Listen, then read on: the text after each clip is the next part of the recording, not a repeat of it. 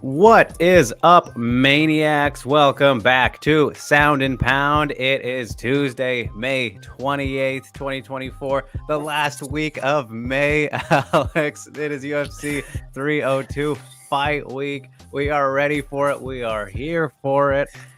Drake Riggs and Alex Buchanan, of course, every week to keep you guys up to date with the wacky, wild nonsense in the world of mixed martial arts.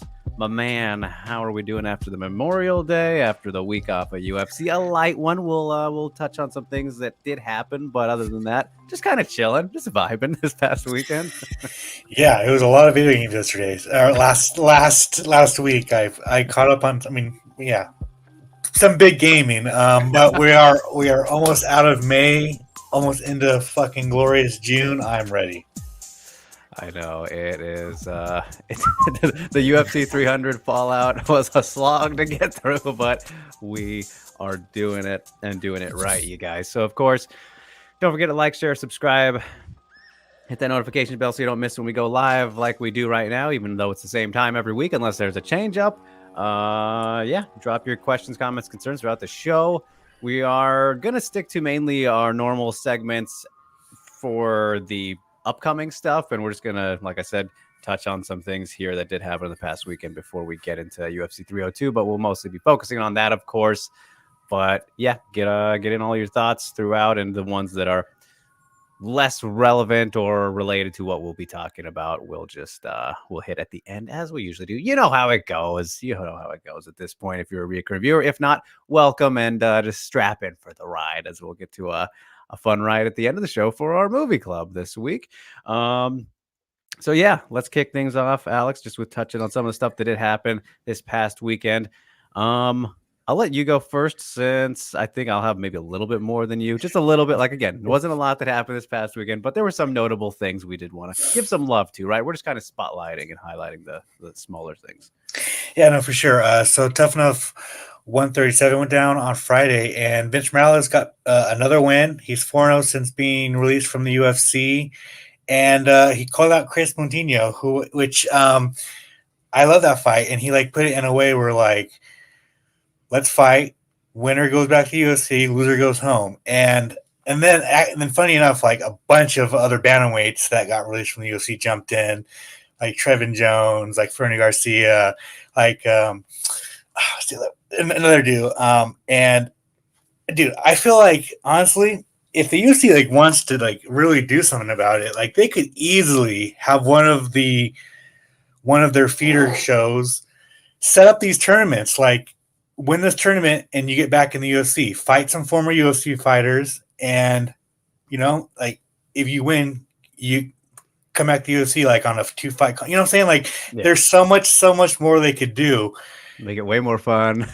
Yeah, 1000%. There's so many things they could do with it to make it fun, especially the bantamweights, because there's so many bantamweights out there. So yeah, it was just very interesting, and Vince has looked good. He's doing what cut UFC fighters need to be doing on the regional scene, is make yourself undeniable, make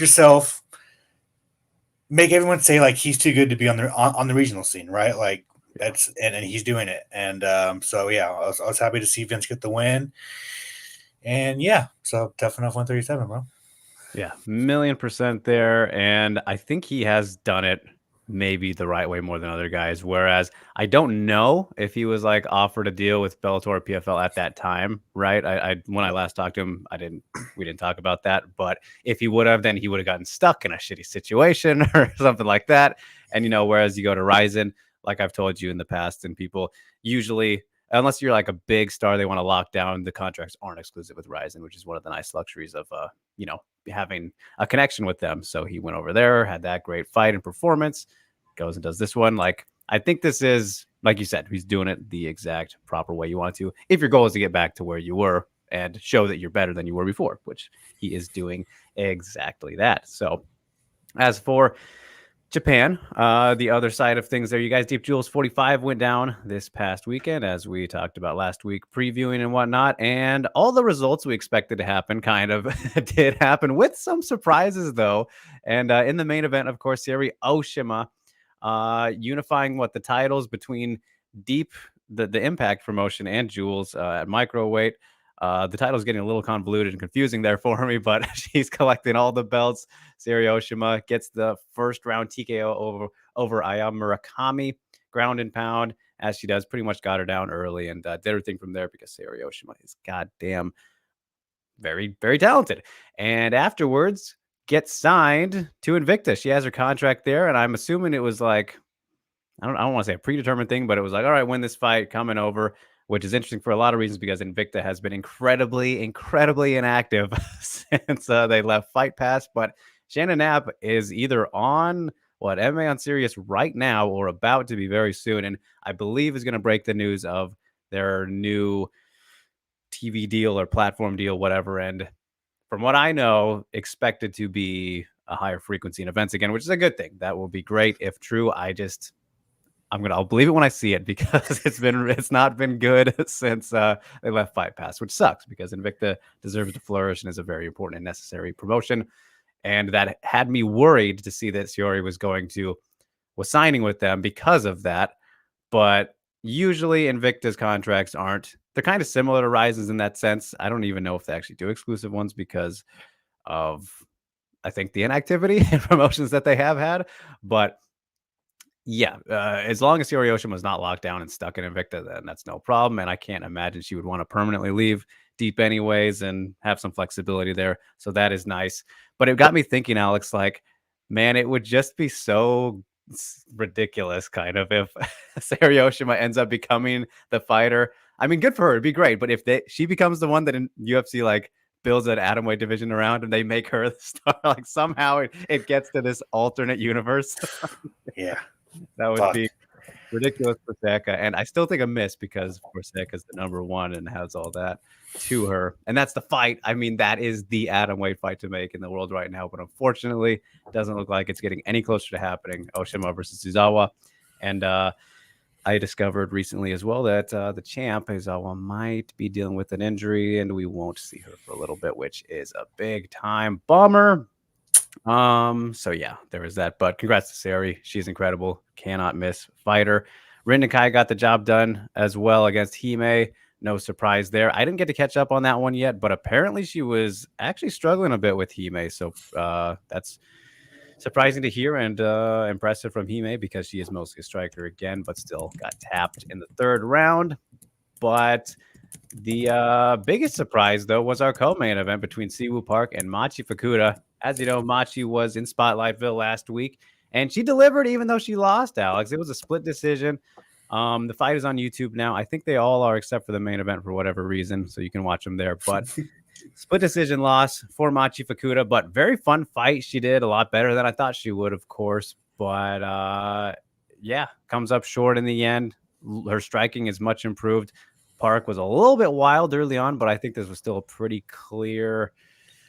I think the first, Machi won the second round and then the third round. But I don't know. I don't agree too much with the score going in Machi's favor, but she definitely she hung in there and proved that, man, yeah, she's gonna definitely climb the ranks at some point and will be around for a while. So props to her, even in defeat. And Siwoo Park is of course one of the best. So in terms of the prospect, well, you threw me the prospects there in the private chat, Alex. I mean, what, they don't tie into 302 for you? It's yours not? No. Okay, mine does, so you can throw yours out there. Alex wants to do the Spotlightville a little early. Take a quick trip. Yeah, bro, take a straight. So first of all, Austin Bashi, probably the top prospect in all of America right now. He's fighting this weekend at Lights Out, which is crazy because he's already got the contract. He's fighting on Dana White's Contender Series. So he's taking a fight to stay active. He's moving up to featherweight from bantamweight. So he's taking this fight to see how he feels at featherweight, just to get it all out of the way. And he's basically risking it all on the line because he goes out there and loses, like all of the rub, everything will be off of it. But so that's cool. Also, XFC is back this week, and they've got actually a really good card full of, like, Hausch Manfield's on the card. Zach Palga's on the card. Deanna Bennett's on the card. They have a lot of names on it. They always kind of come good with, ex-UFC fighters, ex-PFL fighters, ex-Bellator fighters in this case. Jamal Tatum, he's fighting Zach Palga, 5-0 heavyweight, and he's looked pretty good. And it's very, very, very tough to be a good heavyweight on the regional scene because everything from middleweight to heavyweight, dog shit on the regional scene. It's just really, really tough. So to have an undefeated 5-0 heavyweight, it's pretty good. So that is also Rain Guerrero's back. Her first fight since losing on the Contender Series. And Kenny Cross, he got cut from Bellator, going to fight over here. And he's hoping to get a shot in the UFC or get shot back on Dana White's Contender Series. So it's a lot of good names. All right, there we go. Yeah, I know the heavier weight classes, like on the regional scene, it's like never good for some reason. Whatever the issue there is. Which you would think like, I don't know. You would feel like maybe heavier weight cuts. You know, it is dire out there, bro. Dire. Right. Tough time indeed. But this is going back to actually the Vince Morales thing. Random. But it reminded me, Alex, that after this is how little happened this past weekend, but you were throwing that out there about the Chris Mutino thing. I dreamt about that like the other night, not last night. I dreamt about the fight. Like, really? That fight was in my brain. Yeah, bro. Seared in your brain, bro. And spoiler alert, Chris Mutino quit in like 30 seconds. So that was a nightmare for him, but yeah, absolutely. There you go. So we actually have some really good suggestions here in the comments, Alex, for a Maniacal moment this week. So let's give some love to the boys who are shouting out Paige Van Zant being a part of the Misfits mess, which I did not watch because I don't watch garbage intentionally. Bro, I mean, I saw the knockdown and that was it. I just feel like if you can't beat Elle Brook, stop. Just stop. What the fuck are we doing here? There's nowhere to go. Like, so did you watch the whole thing? I sure did because I had to write about it. Okay. Yes. Was it actually a draw? I mean, Paige was dabbing her the entire fight. The knockdown was 10-8. Yeah. Elle was landing the more powerful shots. So it was like Paige was way more active, landing more. Elle was landing the power shots and knocked Paige down. Like it was I think it was a draw. It was a draw. Either way, she didn't win though. No, 1,000%. Which I mean, like, I just feel like, dude, like Paige, you are clearly the better combat sports athlete. Yeah. How the fuck are you losing this fight? So, well, I mean, I don't think she takes this serious at all anymore. This is all that this is. Obviously not. Obviously not. She can't beat Elle Brook. Man, I know, what a just drop off. And I mean, she doesn't need to. I really don't know why she continues to fight. Honestly, she doesn't need to. Yeah, you're just. It's very interesting. But, so bad.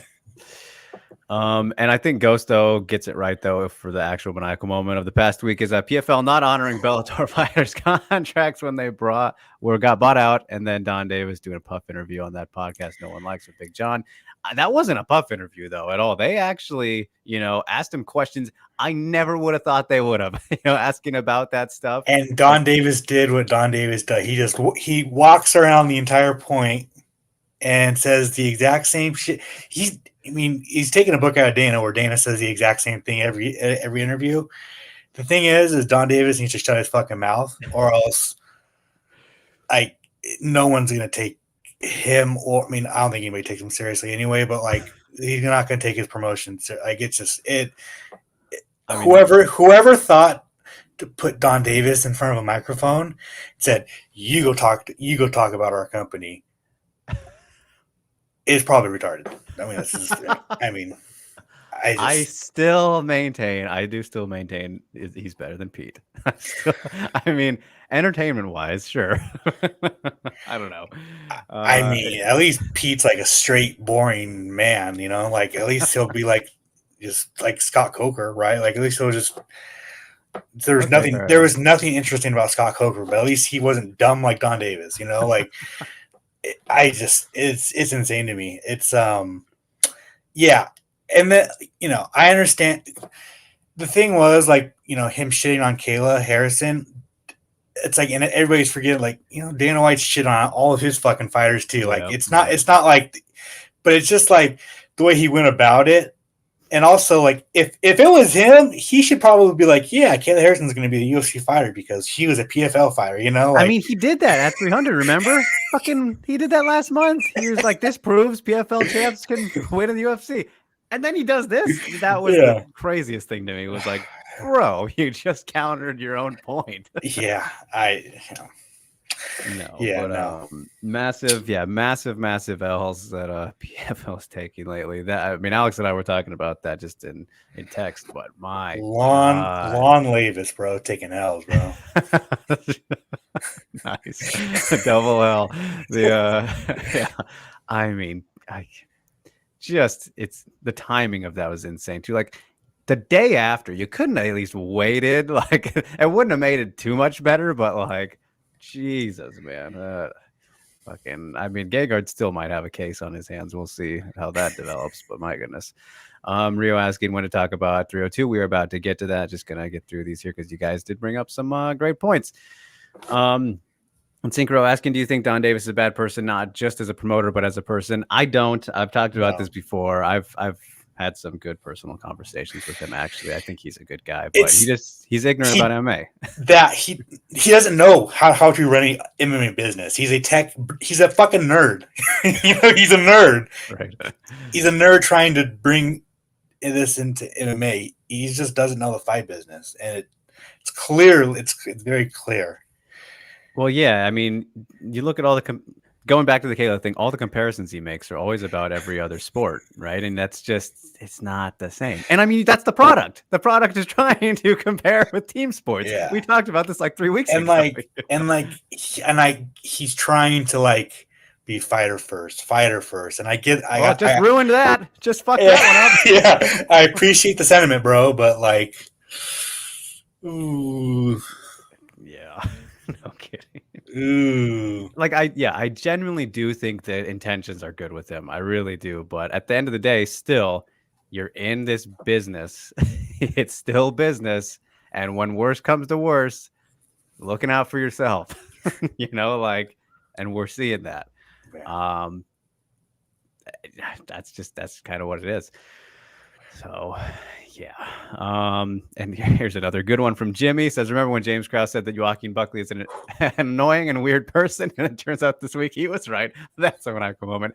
Fucking even today, the guy is digging this hole all the way through to the center of the earth, Alex. Fucking shut up. Take his phone away. How can you go from like one of the most beloved, like literally within at St. Louis, UFC St. Louis, dude, he was everybody's favorite fighter for the day, and then went from everybody's favorite fighter to like, dude, I can't. What he just what? Like, how can somebody go from the top to underneath the ocean? It's really impressive, actually, dude. Yeah, bro, and yeah, and just and just to GSP would obliterate them. Not even be good. Oh man. And then coming after Cub just so randomly for that, like, Jesus. Yeah. I mean, to go to the lengths of the video today, like, fucking oh man, and be like so factually wrong. I love how Aaron Bronstetter, shout out to him, checked him on the quote tweets there. If you saw that was I found that at like 3:00 last night, and I posted it right before I went to bed. So. What is this? God. All right, we got an update from 4 Ounces to Freedom, though, saying about Invicta. They are not announcing specifically, but the terms of what I'm assuming the deal, but returning on the 28th next month, exactly a month from today. So that's great. About every 6 weeks. So yeah, that is exactly what I heard too, and that is the great frequency. That's like, I mean, in a perfect world, I'd say like every other week, or if we were to separate UFC, one every 2 weeks or 3 weeks, so we can savor it again, get excited for these like back in the day. But yeah, I think that's a good distance from Invicta, especially if they can maintain it. So looking forward to that. And yeah, okay, we'll kick off next month, so that is good. All right. Rio says, can we do a maniacal moment? Not an MMA. Craig Jones Invitational has poached the best fighters out of ADCC for $1 million cash prize. Will form the open. He's poaching these like Nicky Rod's not going to ADCC anymore. He poached 2 champions from ADCC. And he's going great for them. Yeah. And he's going head to head with the ADCC in the same town, the same day. Oh, really? Dude, yeah, it's nuts. Yeah. And he's like, he was teasing on Rogan, like he's trying to get like high level retired practitioners, and I think he's trying to get like ex fighters. Like he's gonna try and make it a big show. So the jiu-jitsu civil war is upon us, ladies and gentlemen. Absolutely, dude. That's awesome, though. I actually didn't. I didn't hear about that. Especially with the details of like straight up in the same area. That's awesome. All right, gonna be fun. Hype is here. What is up, sir? So Suryoshima ducking the Siwoo Park trilogy. Jokes aside, glad she's going over to Invicta. Yeah, I mean, it will be fun to see. I expect her, honestly, just to probably dominate everybody unless they bring in some interesting matchups for her. We'll see what happens, though. And yeah, that Siwoo Park trilogy would be very fun, though. But we'll see if we ever get that. 4 ounces freedom. Oh, I think he already mentioned this about Bashi not only moving up, but now also a new opponent in a week's notice. Kid is crazy. Yes, of course. But okay, plenty of engagement here today. Let's just breeze through it again real quick before we get through it. 2 weight spotlight fill. The final Hanbasho for sumo is coming to an end. I don't know how much about sumo, but I'm excited for it. All right, there we go. Okay, now I think we've caught up. Yes, we'll save some of these for the end.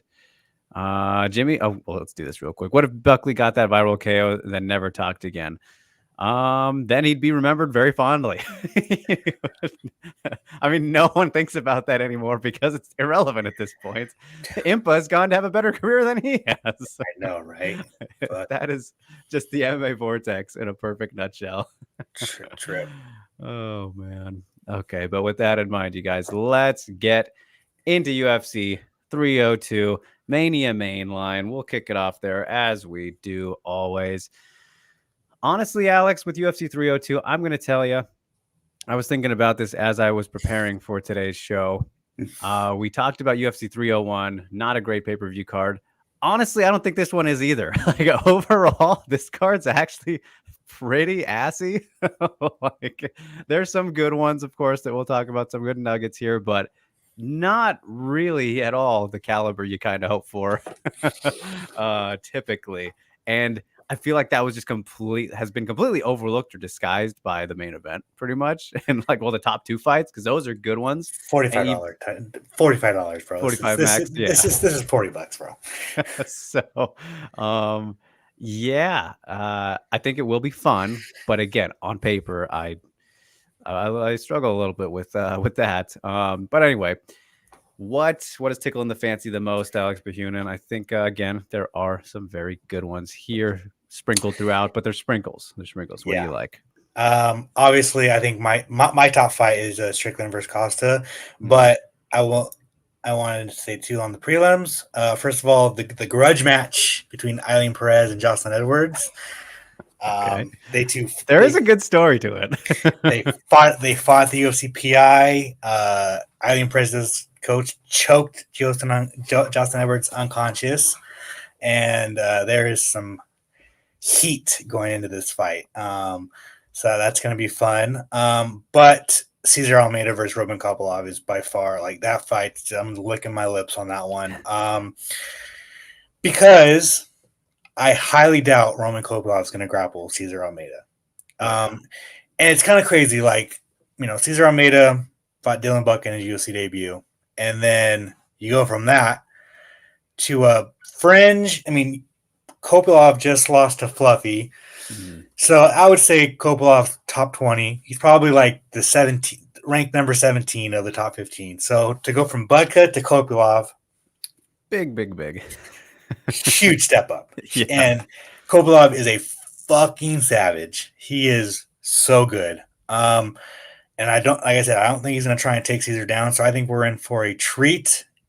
and they're gonna bang until someone falls. And if that, I mean, and if they just bang, they bang, bro.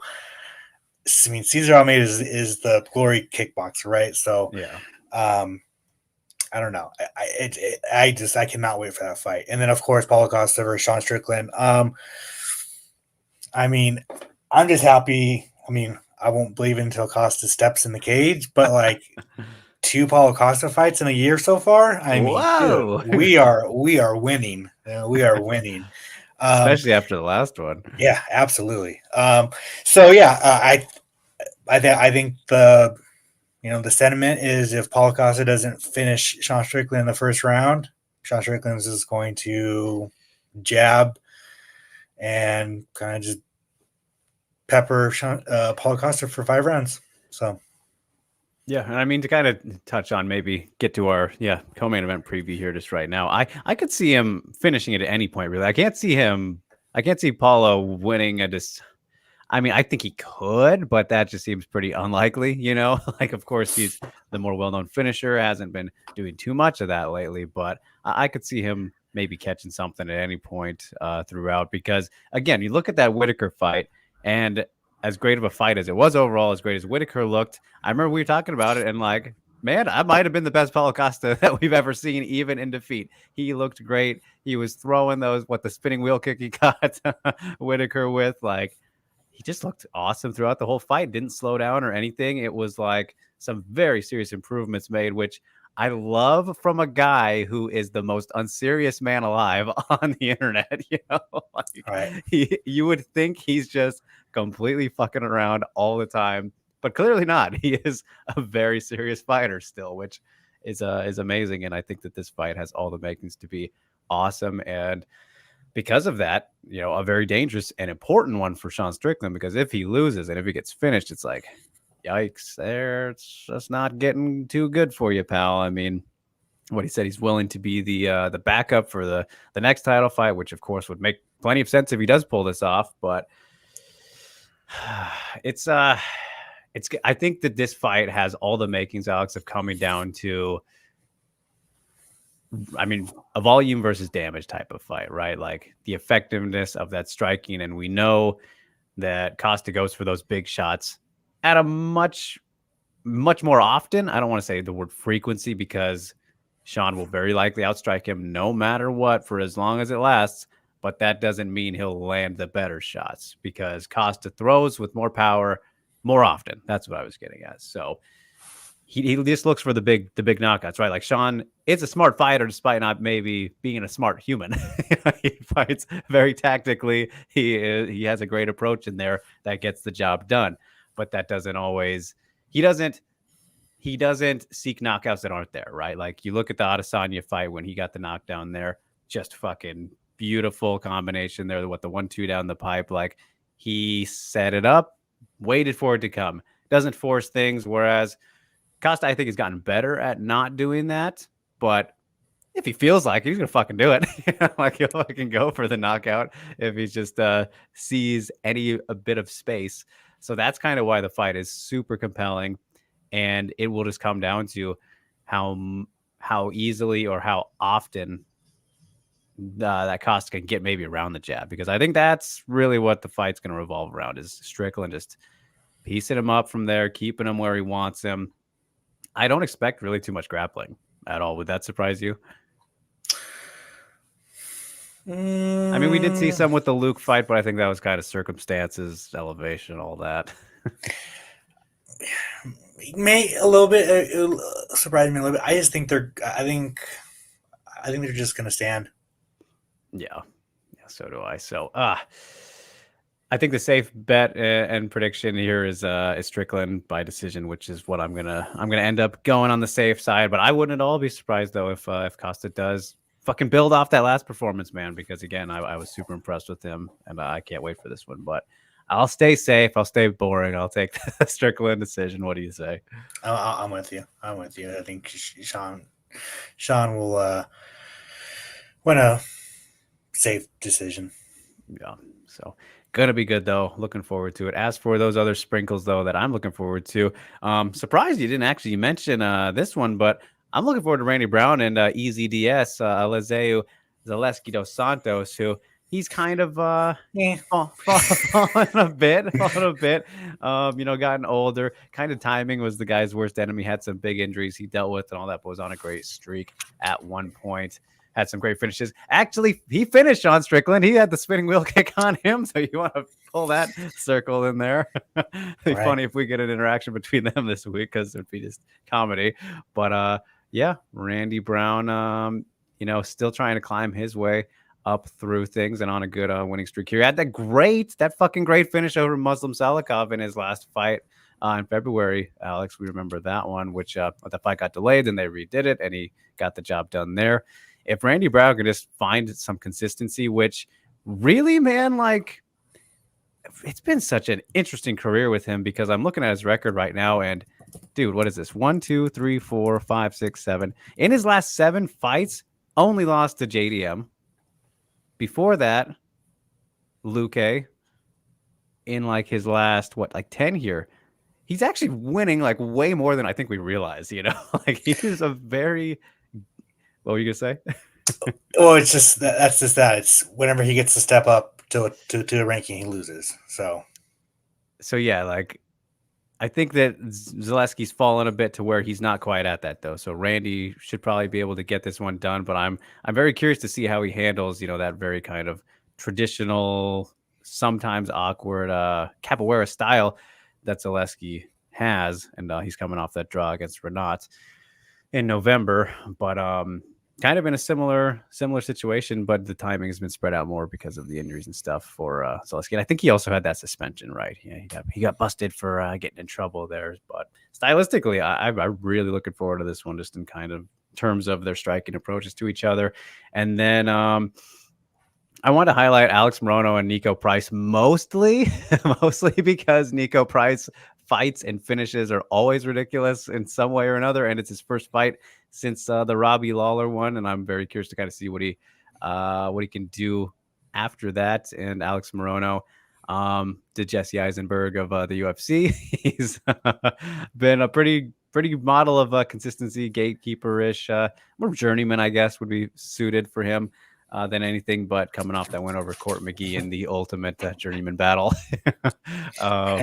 Keeps on keeping on. Like when I think that Alex Morono's done, he wins again. So I think we'll probably get some weird shit in that one, especially just with Nico Price coming back and seeing where he's at. But other than that, I think you hit them all. So let's get to the main event. Dustin Poirier challenging for the 3rd time undisputed gold in his career against Islam Makhachev. Can he get it done? Will the upset come to fruition? Will the boyhood dream come true, Alex? How are we feeling? What is the final reads before weigh-ins, anyway, on the main event? Are you a believer in the diamond, Alex? Will he get it? Will he jump the gilly? Islam Makhachev, 2nd round submission. Lock it in. And simple. Yeah. Lock it in. I mean, it's really interesting because the more, and this is just all like narrative floating through the air and all the story and hope, but it makes me feel like he has a better chance than he probably does.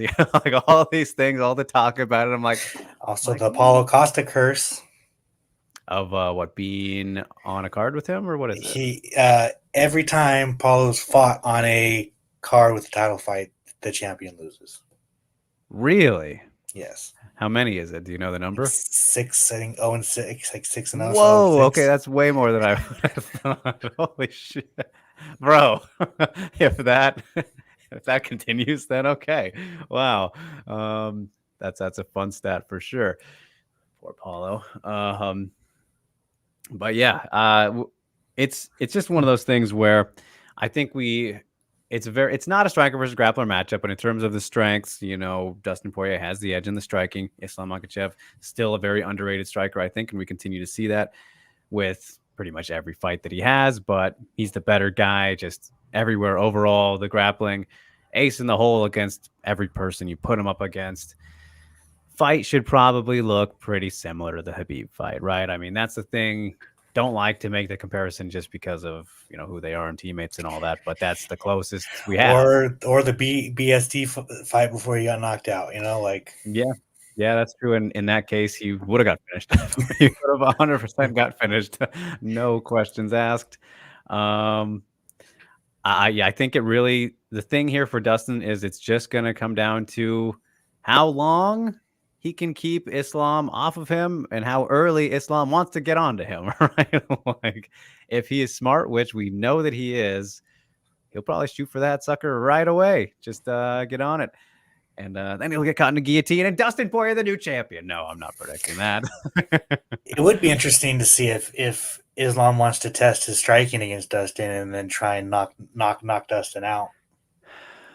I would think for a little bit, or maybe after a first round of dominance on the ground, he's like, all right, I kind of got him right where I want him. Let's play a little bit. Gambling still always, but that's kind of how I would say. I don't think he'll get like just right into that approach. But I guess we'll see. It is fascinating just for how they want to go about it, because we know the paths to victory are super clear, like because Dustin Poirier, man, you think about him as a defensive striker and just kind of his boxing defense. I mean, he gets a good amount of appreciation for it, I think, but like the guy is very defensively sound. So I mean, for Islam to go in without mixing it up with the threat of takedown, which is just kind of there naturally, it's just fire. That's just a very fiery, hazardous place to be. But ultimately, I kind of feel the exact same way as you do. I think probably second round he'll, I mean, either TKO or submission, something on the ground I could see. But man, it would be the saddest thing though of all, Alex, would be if it once again is a third round rear naked choke, because that's just identical back to back to back. That'd be kind of absurd. So we'll see. Nothing against Islam. I love me the stories. You guys know. I think that would be incredible if he pulls it off. So in a way, a little bit rooting for him. I'm rooting for the story. Let's put it that way. I think that would be cool. Would kind of fuck things up a little bit, of course, but that's very MMA-ish. Barton Spackle Crisp is here, our favorite name. Is it worth it to buy this pay-per-view? I watched a video of Luke Thomas talking about how bad the ESPN Plus service is. No, it's not. This isn't. I don't think this is worth buying. But if you have the money to blow it, baby. Yeah, and if you want to gamble with the ESPN Plus, also Barton. And again, when we were talking about that after Luke had his issues on 301, and I mean, I know he has them all the time. I feel like that's got to be somewhat, half and half with your own connection and whatnot, because I've never had it be to the levels he talks about. Sometimes maybe a buffer or a skip back. That's the one I'll get, is like it'll go back like 10 seconds or something, but then it like catches up right away. That's the only issues I've really ever had, and that was before I upgraded my internet too. So I think it depends on a little bit of that. But Barton also asking, are you of the opinion that we would like Dustin Poirier to win? I saw in Demetrius Johnson interview with Ariel that it would be a great story, but saw the comments and fans were very angry. Well, there's a lot of Islam supporters out there and whatnot. But yeah, I pretty much just said that. I think would like it to, I mean, how could you not? One of the best dudes in the sport, the journey. It's like very similar to Bisping in a way, except Poirier's much more likable on this path than Bisping was for most people. So there's that. But like, I don't know if there's any real Dustin Poirier haters out there, except for maybe the people who are big fans of who he's beaten, Alex. But would you agree with that? If you had to be like, man, I'd like to see that happen. That's the more fun outcome. 1000%. Like, we all want to see our favorite fighters go out on a win, but unfortunately, it's not real life. It's not real life, and the MMA gods don't give a fuck about feelings. So yeah, not one bit. If they couldn't let Shogun go out on a win, how are they going to let Dustin Poirier go out and win? It's just right. They made an exception for Robbie. That was it. End of story. Yeah. See ya. Yeah. It's going to be one in every 17 more fighters. You know what I'm saying? Like, it's one. Exactly. Take them when we get them. Oh man. Jin saying, won't Strickland just jab this guy's face off in a boring 3-round fight? Jabs really bother Costa Essien in the hall. The Uriah Hall fights? Am I remembering that correctly? They did fight, Yeah. didn't they? Yeah, that was a while ago. And the Adesanya fight. Yeah, I mean, again, that's why I said that's the main thing. If he can get over around Except that. it's a 5-round fight. Oh, it is, right? I forgot about that too. Yeah. Well, then that kind of changes things a little bit. Yeah, I could see him slowing down in that case because, I mean, he didn't really slow down against Vittori. That was what the only time he's gone 5. And fighting Luke Rockhold at elevation. I mean, Yeah. it was a sloppy fight, but he went. I think we've never really seen him have cardio issues. It's just like the misconception of a big jacket dude. Sorry for my Portuguese accent. You just assume he's gonna tire at some point, but he's never really had the issue. So that, yeah, okay. The 2 extra rounds will add a little something there, but I'll still stay with the comfortable pick. As Go says, the key for Costa to win is to set up his left hook like the way Pereira did. With the body jabs, Strickland reaches for everything. Problem is, Costa has no layers to his game. Well said on the strategy, though. Funniest matchup for Strickland would be in the weight class above with Izzy's teammate Carlos Olberg, who only has to hook up the jab, right? Yeah, as we touched on after his fight. Rain says the Randy Brown of crashing the hate train into town. There you go. Synchro says my favorite highlight of Randy Brown is JDM KOing him. All right, so we got some Randy hate in here. I didn't see that coming, but it's all right. I'm neutral to it. Okay. So yeah, I think Alex and I both agree. I'm just gonna say Makhachev finish in round 2. I'm not gonna pick which method because I think both are pretty likely. If I had to pick, I'll take submission as well, just because I think Dustin he'll keep fighting until the very end if he's getting pounded out. But since we talked about basically the main card except for the other 2 fights, how do you see Jailton Almeida versus Romanov going, and what about Kevin Holland going back up to middleweight? Yeah. Good ones there too. At least some intrigue. Almeida versus Romanov. So, man, I was a believer in Romanov until there was no reason not to be. I thought he was going to go pretty far.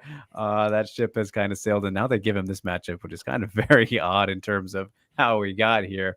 I think stylistically, he should be able to fare pretty well defensively against, what Almeida is going to try and do to him. But again, I've just kind of lost the faith because, on paper, he really should be able to, and we've seen glimpses of that. But he looks like he's looking kind of tubby this fight camp. So yeah, and he fluctuates. He fluctuates quite a bit. So I don't know if we can pinpoint which is better for him, because when he was all lean and good looking, didn't really matter. Didn't do much. So this might be his optimal form. Alex, he might be like Big Country. So we'll see. But I think, I'll believe in Almeida there. But I think it could honestly go to decision. I feel like Romanov could probably avoid getting submitted at the very least. But yeah, I hope to see some good old suplexes. But I hope it's like a fun grappling fight. Yeah, not like a boring one. Or even if it's sloppy, I'll take it. It's 1,000. Yeah. So sloppy is fun. I just hope it's not Almeida holding him down for 3 rounds. Absolutely. Also, I hope they don't fucking box for 3 rounds either, because they're not good. They're not good at it. Yeah, I think we won't get any like lay and pray type of action from Almeida unless it comes late when they're tired. I think early we'll get plenty of scramble action because Romanov doesn't get too comfortable when he has gas in the tank. So there's that. And then as for Holland and Mikhail Olashaychuk, I think this fight's pretty tailor-made for Holland to catch the chin there, just because Olashaychuk's a pretty aggressive, kind of wild guy. I think the thing is, like, Kevin Holland's just he's incredibly durable too. So the thing is, I just don't see kind of Olashaychuk outpointing him or finishing him. I can see him having success and like landing some big shots, but I just don't think it will be able to outmatch what Holland will give in return and the length and everything that he has. I just think he's going to catch him at some point. I think it's made to be a rebound fight for the most part. Yep. Yep. Yeah. Yeah. Are you surprised by the middleweight return though? That's kind of the thing about this. I'm not sure if he's like Permanently. permanently. I think it was just more of like we need someone else for this card. So can you fight on it? And he's like, I can make middleweight. Yeah. I think but it'll be interesting to see what he says at media day. Yeah, those are always an experience. Yeah. Kevin Hall media days. So, Yeah. Rain asking, is there a bet on the over under on the Gillies? I'm sure somewhere out there there's gotta be. I mean, for a prop bet that would be dumb not to have. You know, Right. there's got to be some sports book with that. Okay, normally I would save this till the end, but I think it's kind of funny. Poetan says Ilya knocks out Islam cold in one. There's a good bold prediction. Wow. Alex, how much would you love to see that super fight? Just because I know you're big on Ilya, as we should be, but I don't give a fuck. I don't care. I don't care about. don't care for that one. No, I want him to defend his title. I don't care about him fighting Sean O'Malley. I don't care about fighting Connor. I don't want him to see. Just defend your title, bro. Like I'm tired of these going up and down divisions. Like I don't. It's not even a super fight right now because Yeah, their defenses aren't too. Islam's beat Volkanovski twice and Ilya beat Volkanovski once. Like that is true. There's there's nothing super about it, you know. That is a good point. Yeah.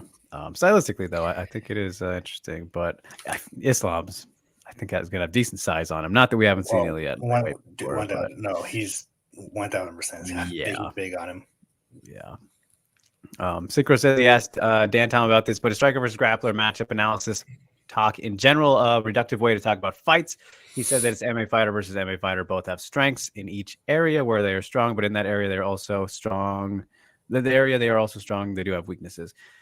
Yeah, no, it absolutely is, Synchro. I agree with you, but at the same time, sometimes it's just fucking true, man. Like somebody's it's more so I use it when it's like blatantly obvious where somebody is, you know, far superior at something than that other, you know, the other stuff, which I know I kind of blanketed the matchup here at its core for Islam and Poirier, but doesn't apply to that one as much. But, you know, matchups whereas like, let's say Chase Hooper versus Slava Claus. There you go. I had Lobov and Ryan Hall in my head, like something like that. And that's a pretty shitty example because Lobov's not a good striker, but it still counts. And so same thing with Hooper and Slava. Hooper was not a striker until he knocked Slava Claus out down, right? Yep. Did you say Dustin Poirier haters? That's all the Islam fans right now. Yes, he is. And Jersey asking, is Dustin Poirier an all-time great or Hall of Famer? Cowboys in the Hall of Fame, so yes, Poirier will make it as well. All-time great. Yeah, I mean, he even without the title, and I know we had our kind of Edson Barboza debate briefly a couple of weeks ago. Top 5 flyweight probably all time. That and plus he was an interim title holder, right? Yeah, exactly. It's you know, it's tough with the Hall of Fame because there's like two schools of thoughts. Like, do only champions get into the Hall of Fame? Because if that's true, there's going to be you're running out of champions. You know, like there's not a lot. It's very hard to become a champion in the UFC, right? So, what are you? I don't even think every champ should be in anyways. If you just kind of look like if like that's all you did, like. Cody Garbrandt, for example. Is Nico Montano going to get in the Hall of Fame? The very first one. But yes. She could be the very first one, the very last one, and fucking defend it 7 times. You bastard. But yeah, there's some certain ways to assess that. But yeah, I feel pretty comfortable with Poirier in both of those categories of the question there, Jersey. So thank you for that one. Rain asking, what's the next card after this like? Well, it is headlined by Cannonier, so that's all you need to know. No offense to him, but not my cup of tea. So yeah. All right. So with that in mind, you guys, we will wrap up on UFC 302, except for we'll go back to Spotlight real quick because my person, the only person fighting this week who is close to being worthy is Jocelyn Edwards, who, she's still. Should we go into detail? Alex want to say, give her the shine. She's still 28, which I forget kind of how young she is, but coming off loss to Nora Cornole. Gonna try and get the win, rebound in this this grudge match at bantamweight. It's bantamweight, just head shakes all around. Yeah, I guess we'll leave it there. There's nothing bad to say about her, but nothing great. So it's slim pickings. It's still slim pickings. Just not amused. Yeah. Still missed out on Dixon. Go to Tapology. Go to any regional show. Anybody else? I do look, okay. I will let you know. I do actually do that. I'm going to need you to record yourself because I don't believe you. Okay. I'm going to need you to film a vlog of yourself. Yeah, we'll play that segment next week. Goddamn. But yes, I know. I have the tough side of Spotlight Phil sometimes. Less divisions to choose from, so there's that. But that's all right. So a good segue, though, to the movie club. Let's get on into it, you guys. And this week we will have no spoilers because we went to the theater for Furiosa, a Mad Max saga. Hope that you guys went and checked it out as well. That's always fun when we all see the new movies together. Shout outs to Rio. I know he was looking forward to it. Not sure if he's here today, but he wanted to see that one as well. So Furiosa, the prequel to Mad Max Fury Road, which came out in, what was that, 12, Alex? When did that movie come out? I'll say like 2014. Yeah, it's like around the end of 2015. Okay, 15, right. So I saw this on last Thursday. Did you end up doing your $5 thing yesterday or whatever? Sure did. Sure as shit, baby.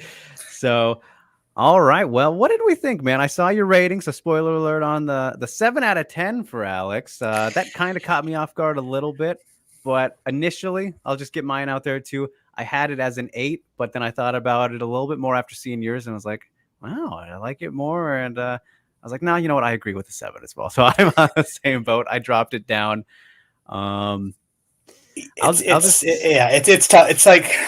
It's tough because like on the ride home, I'm trying not to compare it to Fury Road because that's such an iconic.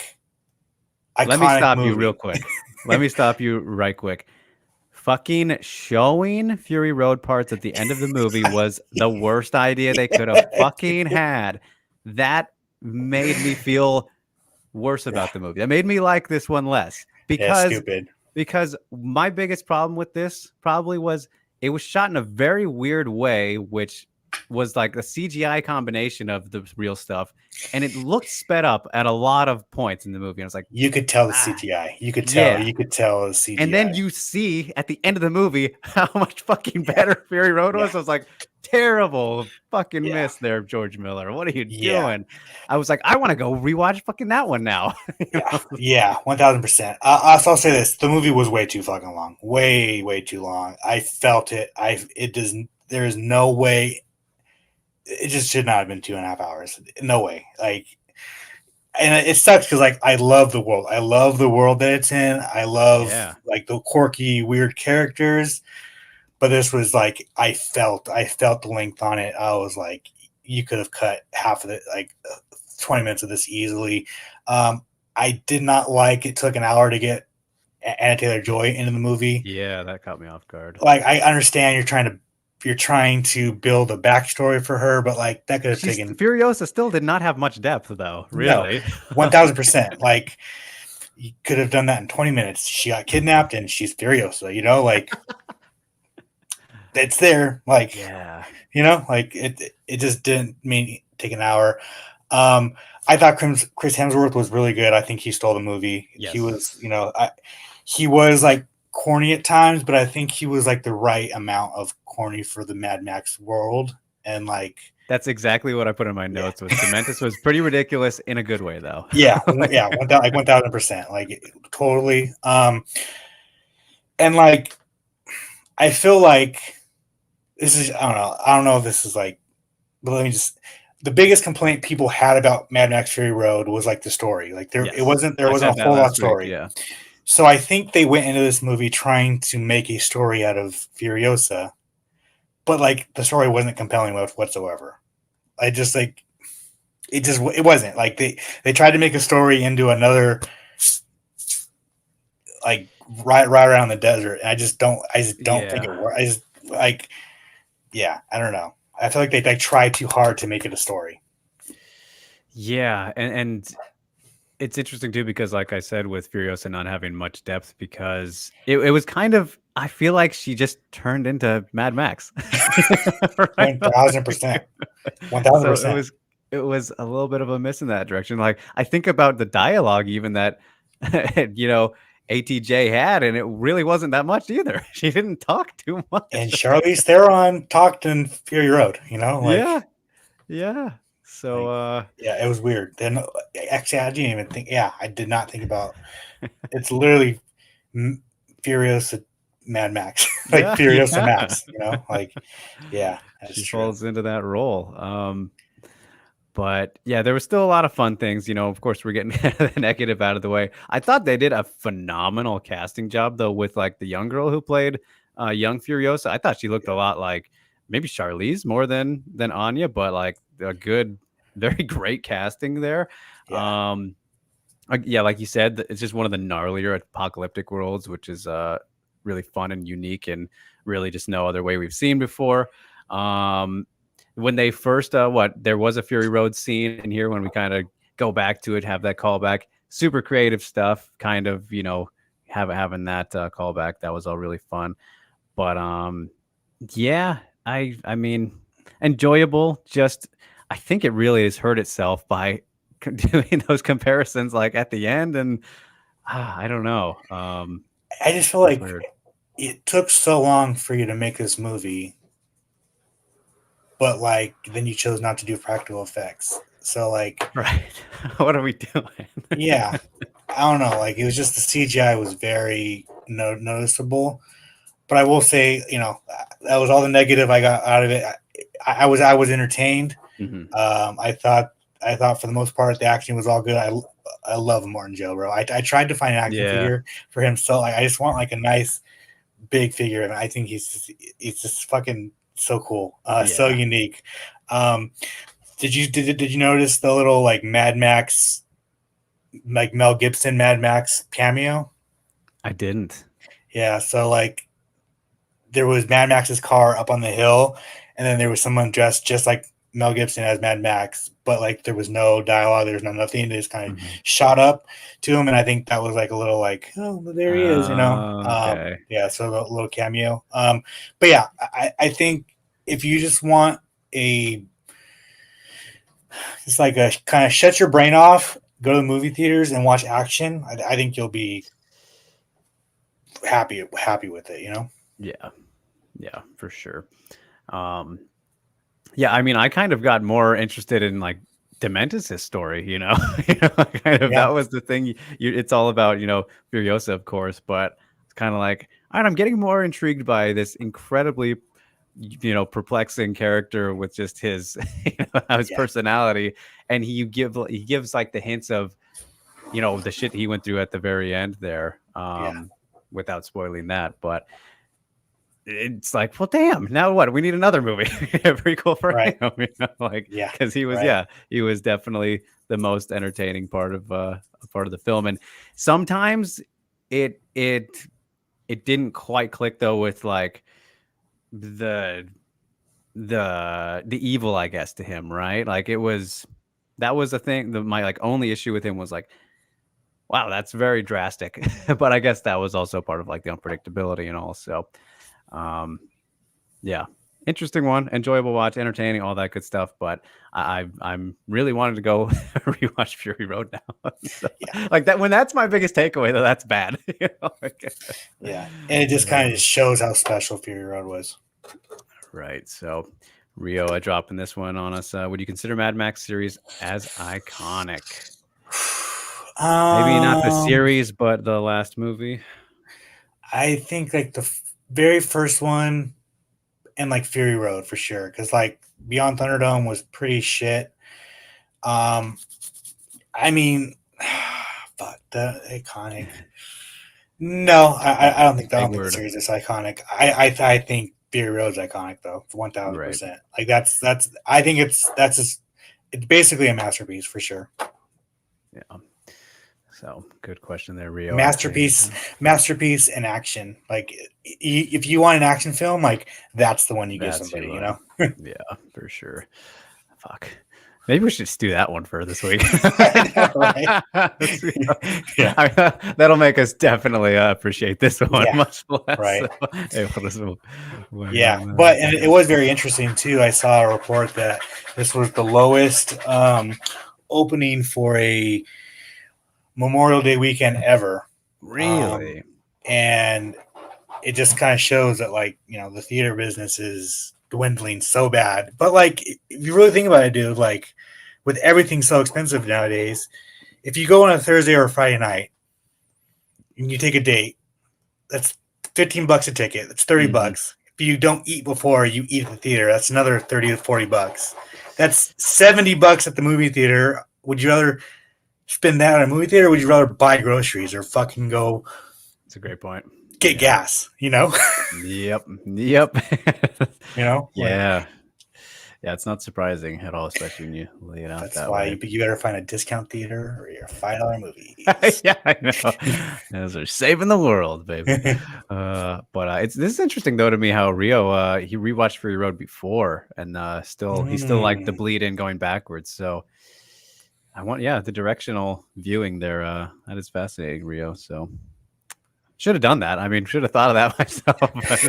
But I don't know. I still feel pretty confident in my feelings there. So either way. All right. Well, we will move on to this week then, Alex. So let's start off kind of something new here where we look for ones to watch together. Maybe new watches. If there's any, I don't really have any in mind. I don't know exactly if there's anything after that one, but if you got anything you got your eyeballs on right now. Like movies that are coming out in theaters? Yeah, or have just come out or something like that. Yeah, there's nothing out on streaming at the moment, but let me see. Let me see the schedule. Keep talking. Okay. So, yeah. Well, I don't know what to talk about. I'm trying to think of what I mean. What Deadpool's coming out like next month? That could be a fun one. Wow, There. 1000%. That one's I know. I mean, have you seen A Quiet Place? I saw the first one, not the second one. Or the second one. Okay. Yeah. Well, if you've seen the first one, then you've seen it. So that one's coming out. They're the same, pretty much. Kinda, yeah. Okay. Yeah. All right. I'll keep an eye on. Yeah, maybe something for next week. We'll see. Yeah. But all right, then let's head to the lists. Here, I'll throw mine at you first. We'll try and check some off here. And you know what? If I just fucking run out, I'll try not to give you a bad one, and I'll just give you a pass, okay? Because I feel really bad now. But yeah, so I have some on here that like I said, checks. Probably ones that you've seen, but I got to find out. We're gonna find out one way or another, and then we can have comments about them. So going back to 2015, actually, same year as Fury Road. Great year for action, Alex, because that was also the year we had Hardcore Henry come out. Yeah, I've seen that. Yep, that was a good one. Pretty much the only movie of its kind, really, a video game as a movie for the most part. But basically, yeah, super fun time. I got to ask you though, did you see that in theater? No, I saw it on. I rented it. Yeah. Okay. I was asking because I did see it in theater, and I know that was some people said it didn't work for them, of like nauseating and stuff. But I didn't have any issues. But I get it. I get it. Yeah, no, that's what my buddy said. He was like, it's just too much in theaters. Like it's not like a for that big screen. Yeah. Which is fascinating. It's a unique one for sure. All right, then we'll go back 2 years before that for one of, in my opinion, the most underrated horror movies of the past 20 years, but Oculus. Yep. Okay. Stick with a similar theme there. Fast forward to 2017, Carla Gugino, Gerald's Game. Yep. Okay. See, we're checking off the boxes here. Same year, little bit right after the McConaissance Gold. Actually, I have not seen Gold. Ooh, all right. That was. It's weird with that one, before getting into stuff with it, but like that was like right after he had, did the big hits and kind of coming back. And I was really interested in that one. It just kind of got away from me. Didn't see it until like a couple years ago. I was like, still good, still enjoyed it. Not surprised, but that one flew under the radar for a lot of people.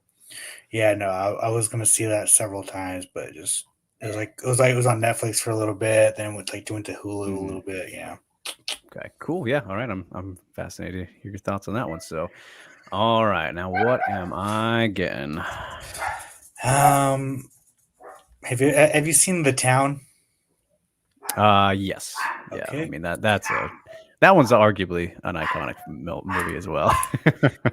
For sure. I don't think I'm gonna say that for like later in the year. Florida Project. No, I've never heard of that at all. There you go, bro. All right, what year are we talking? That is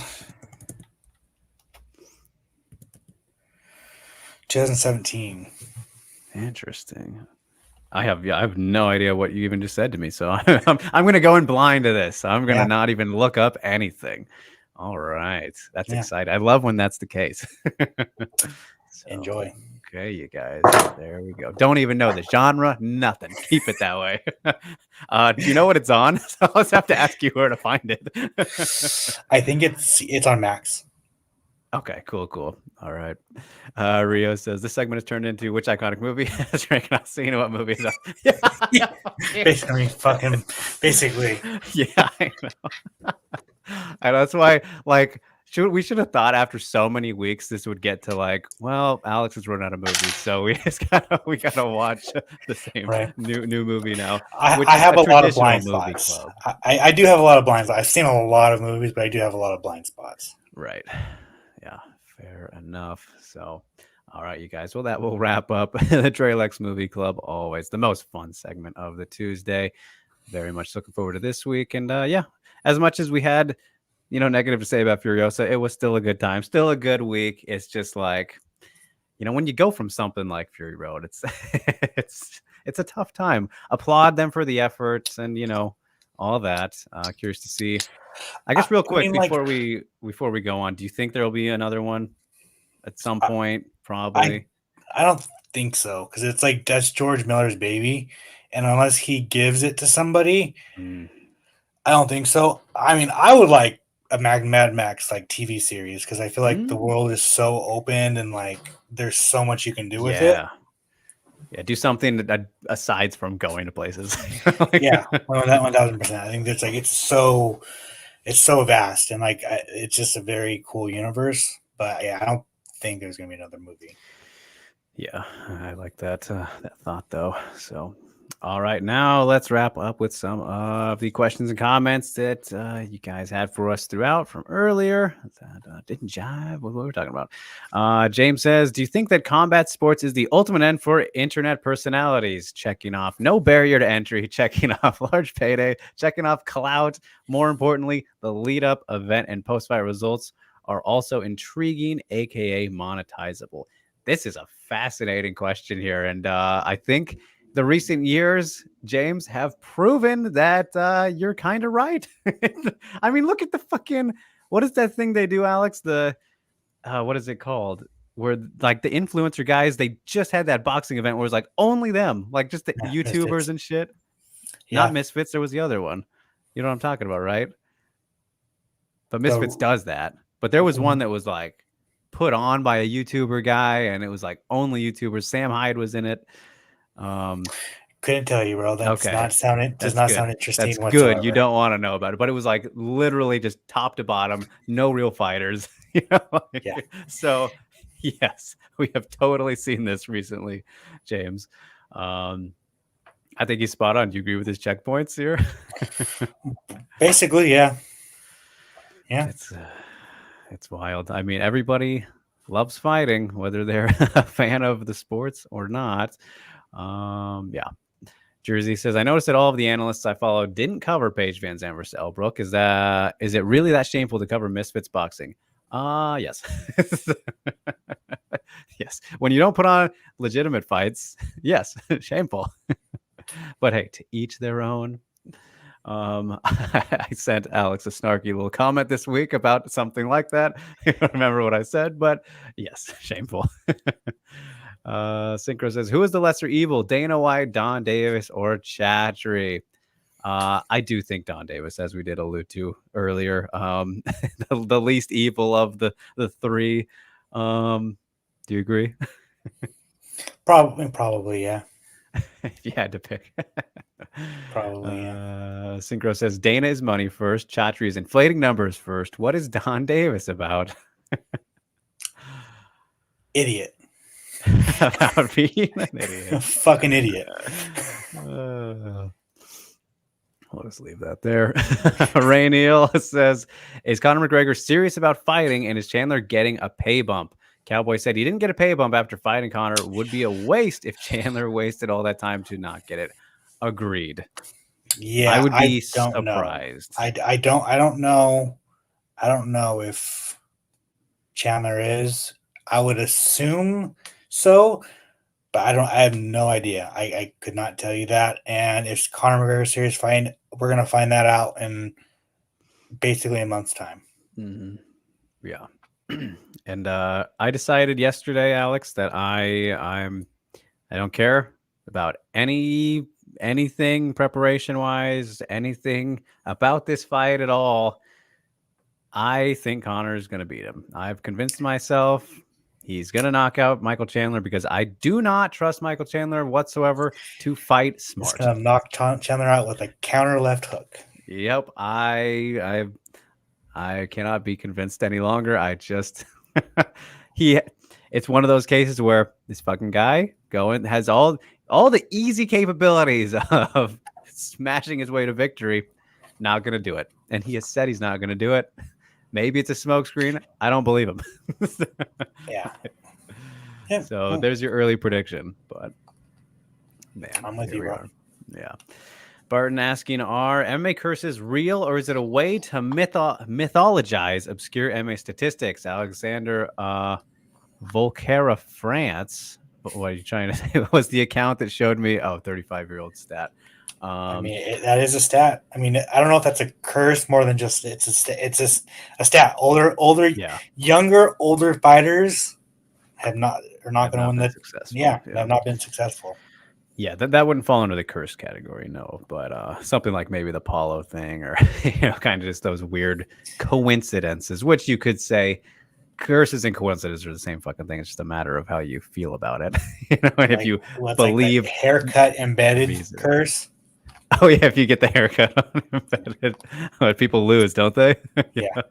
Yeah. So it's just a matter of whatever you're feeling, I guess. Huang Zhang, I heard while listening to work that ESPN Plus is not good. I bought UFC 300 in my stream, lagged 2 minutes behind.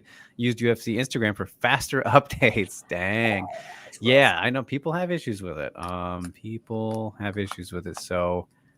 I don't know what to tell you there, but then that leads into his question, which is who do you predict will take over the media rights for ESPN? So there's a good one, Alex. That's nice and timely. What do we?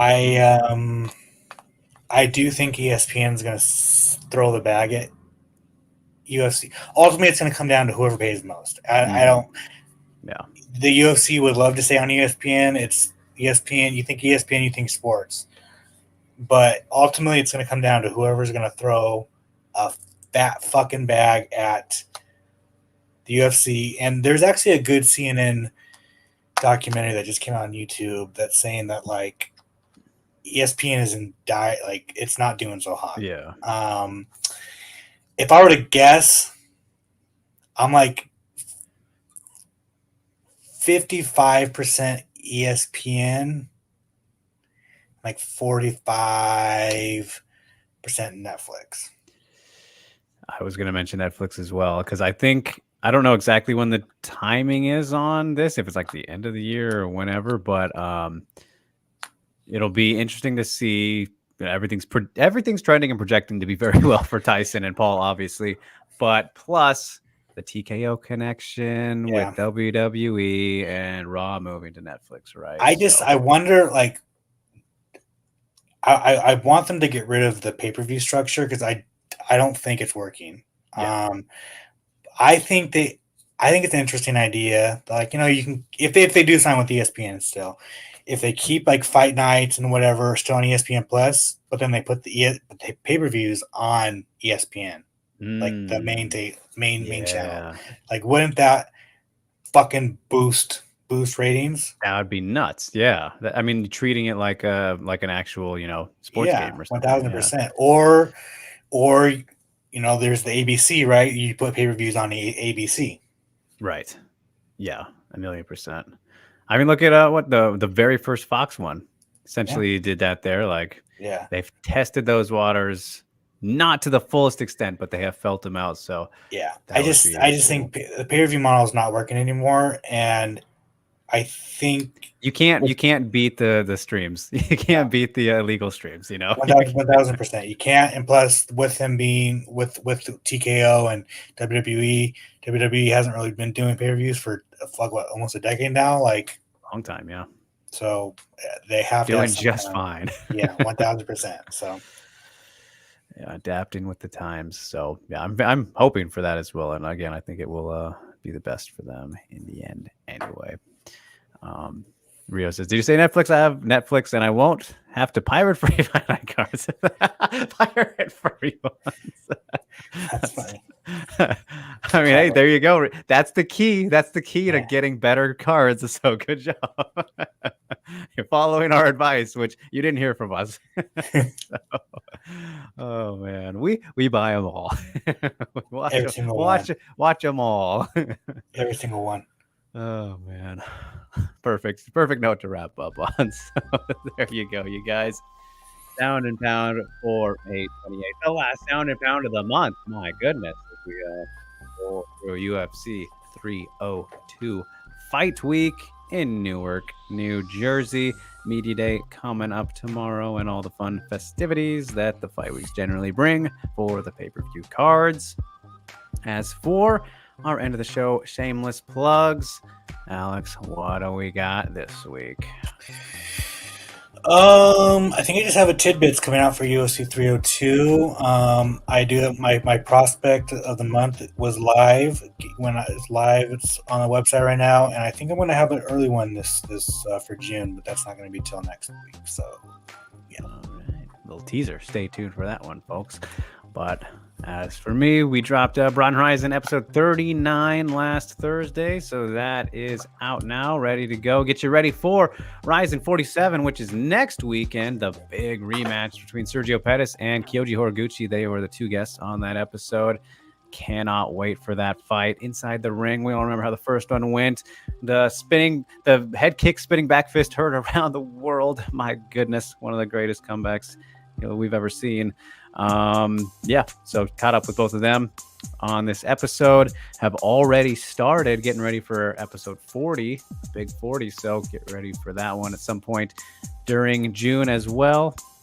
And what else do we got? Let me look at our channel real quick. Caught up with Yasmin Najera yesterday. So look forward to one of our prospects from Spotlightville. What was that, last week, the week before? So great catching up with her. It was about a 30-minute chat. Very fun personality, very fun fighter, very talented fighter. Probably big things awaiting her in the future. So that will be coming. Let's see. I'm going to get that out this week or next week at the latest. So stay tuned for that one, you guys. But other than that, have some others being worked on. But that's that for now. Follow us at Drake_, at Alex Behunin, at MMA Mania on all the platforms. Don't forget to like, share, subscribe, hit that notification bell, all that good stuff. You guys, we got the newsletter too. Subscribe to that on the website so you don't miss the articles coming out daily. But other than that, we'll see you next week to recap everything that happens this weekend. So stay safe, stay sane, everybody. Enjoy the action. And we'll see you next week. Peace.